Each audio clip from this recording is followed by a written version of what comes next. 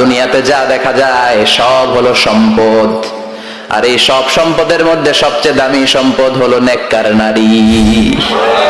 বাড়ি গাড়ি ফ্ল্যাট সবকিছু সম্পদ, আর এই সব সম্পদের মধ্যে সবচেয়ে দামি সম্পদ হচ্ছে নেককার নারী। এজন্য বিশ্বনবী বললেন, নারীদের সাথে কোমল আচরণ করো। রিফকাম বিল কওয়ারির, গরম হয়ে যেও না। যৌতুকের জন্য গায়ে হাত তুলো না। রান্না একদিন মজা হয় নাই, স্বাদ হয় নাই বলে পিটায়ও না। খারাপ আচরণ করো না, কোমল আচরণ করো, কেননা এদের পেট থেকে তোমার ছেলে মেয়েগুলো বেরোবে, ঠিক কি না?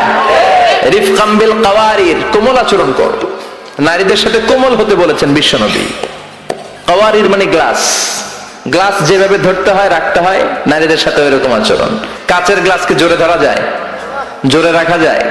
কাচের গ্লাস ধোয়ার সময় সাবান দিয়ে যখন ধুন, জোরে ধরা যাবে? জোরে রাখলে কি হবে? ভেঙে যাবে। এজন্য নারীদের সাথে কোমল আচরণ করতে হয়।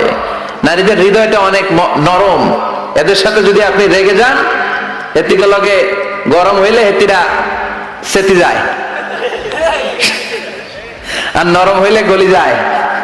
সুবহানাল্লাহ পড়েন।